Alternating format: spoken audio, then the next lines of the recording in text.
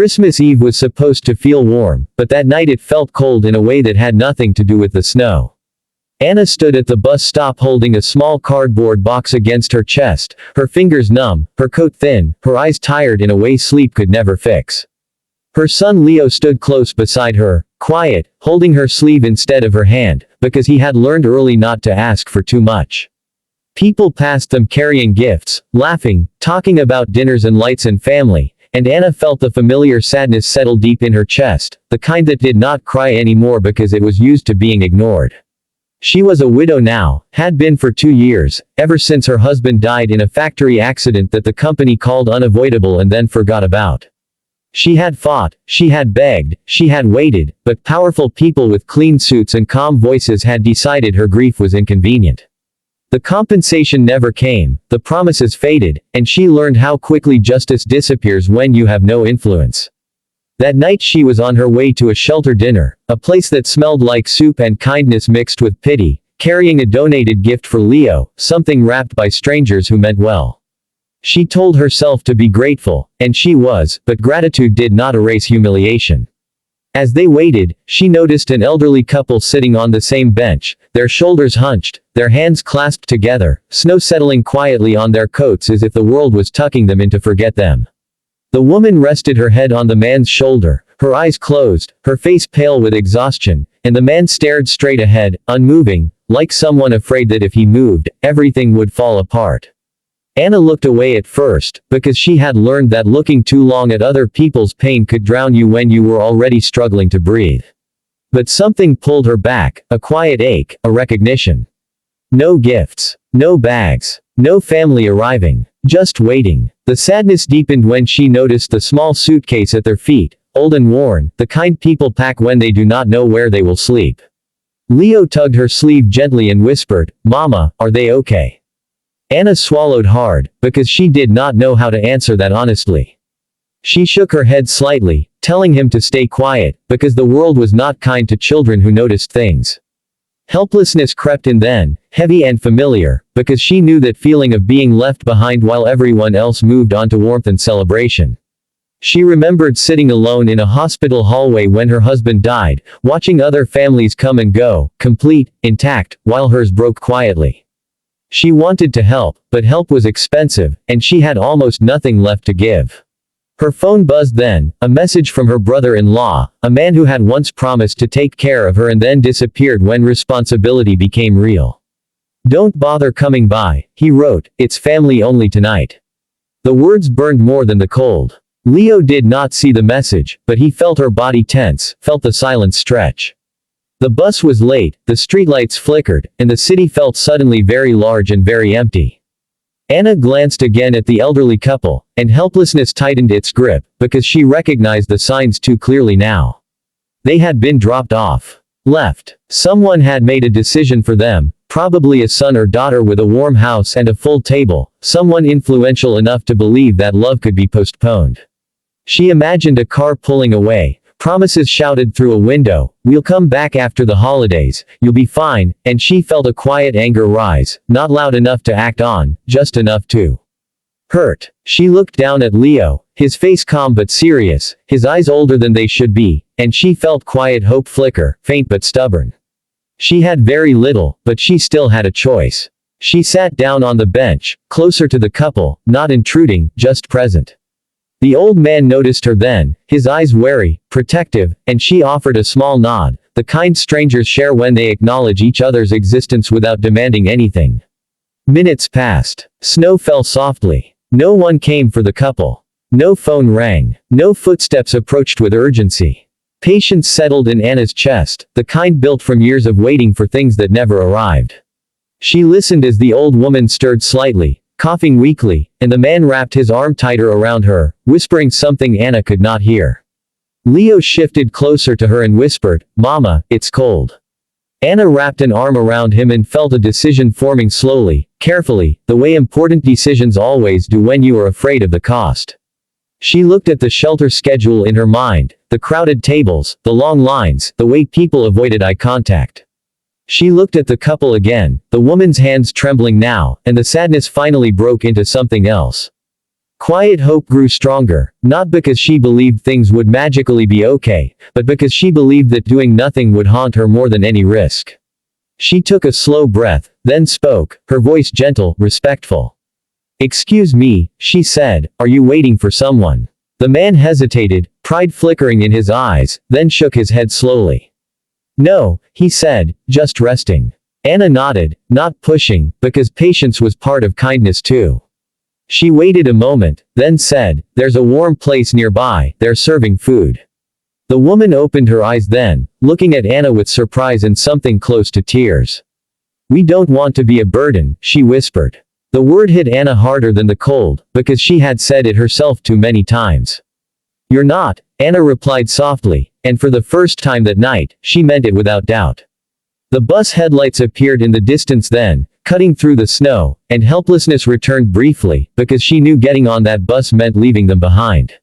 She stood up slowly, holding Leo's hand, her heart racing, her mind weighing fear against conscience.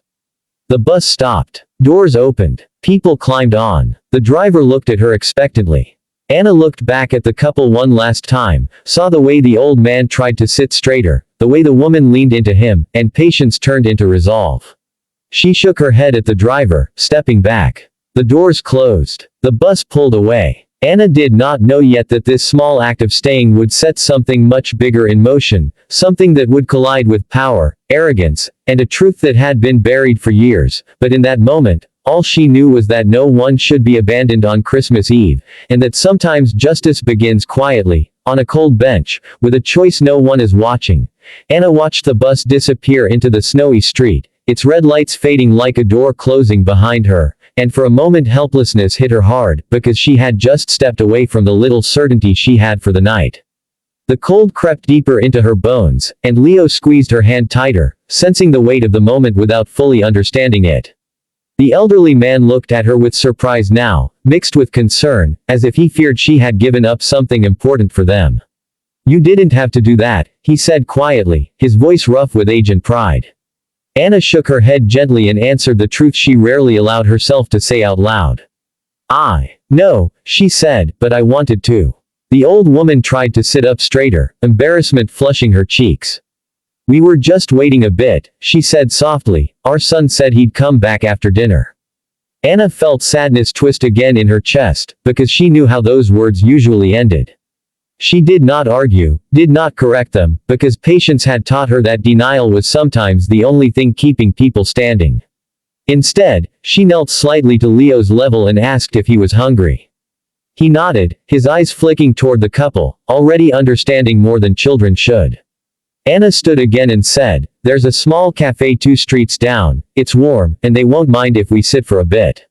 The old man hesitated, glancing at the empty road, then at his wife, whose lips were starting to turn pale from the cold. Quiet hope flickered in his eyes as well, fragile and cautious. "Just for a bit," he agreed. They walked slowly, careful steps on icy pavement, Anna matching their pace without rushing, Leo carrying the small box proudly as if it were something precious. Inside the cafe, warmth wrapped around them instantly, carrying the smell of coffee and baked bread. The place was nearly empty, Christmas music playing softly in the background, gentle instead of cheerful. The owner glanced up, took them in, and nodded without questions, a kindness that made Anna's throat tighten.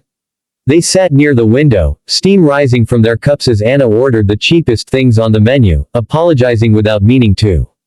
The old woman wrapped her hands around the mug, sighing softly, her shoulders relaxing for the first time. "Thank you," she whispered. Anna smiled, small and tired, and said nothing, because gratitude still felt heavy for her. As they warmed up, pieces of the story surfaced slowly, not as complaints, but as facts spoken by people who had learned not to expect sympathy. The couple's names were Margaret and Thomas. They had lived in the same house for 40 years. Their son, Daniel, was successful now, a respected businessman, always busy, always important. He said it was just for the holidays, Thomas explained, said the house was being renovated, said they'd be more comfortable elsewhere. Margaret's voice shook when she added that Daniel's assistant had arranged the ride to the bus stop, promising everything would be sorted after Christmas. Anna listened, sadness giving way to a quiet, simmering anger, because she recognized the pattern too well. Powerful people made clean decisions that left messes others had to live in. Leo looked up from his cocoa and asked innocently, will he come back for them? Silence fell over the table. Anna felt helplessness again, because she could not promise something she did not believe. Thomas cleared his throat and said, of course, he will, trying to convince himself more than anyone else. Anna placed her hand over Leo's gently, grounding herself, then said calmly, you can stay with us tonight. The words surprised even her, landing heavier than she expected. Margaret's eyes widened. Oh no, we couldn't, she said quickly, we don't want to intrude. Anna felt the old fear flare, the fear of offering what you barely have, but quiet hope pushed through. It's not much, she admitted, just a small place, but it's warm. Patience filled the space again as she waited, letting them decide, not forcing kindness the way it had been forced on her before. The cafe door opened then, letting in a gust of cold air and a man in an expensive coat, his phone pressed to his ear, his voice sharp and irritated. He barely glanced at them as he passed, but Anna noticed the way Thomas stiffened, the way Margaret's hand trembled. Thomas looked down, his face draining of color. That's him, he whispered. Anna turned. Slowly, her heart sinking and rising at the same time, as she realized the powerful, untouchable figure stepping into the cafe was the man who had left his parents on a bench in the snow, and that this quiet moment of hope was about to collide with arrogance head-on. Anna followed Thomas's gaze without turning her head too quickly, because instinct told her that sudden movements might shatter the fragile calm they had built. The man at the counter laughed into his phone, relaxed, confident, the kind of confidence that comes from knowing the world bends easily when you ask it to. His coat was expensive, his watch caught the light, and his voice carried authority even in casual words.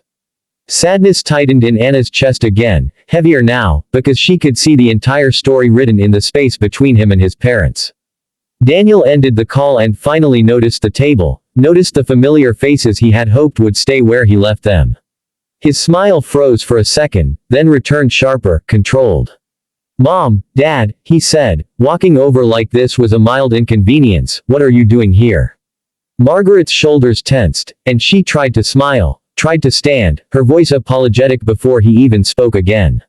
We were just warming up, dear, she said softly. Daniel's eyes flicked to Anna then, measuring, dismissive, already placing her somewhere beneath relevance.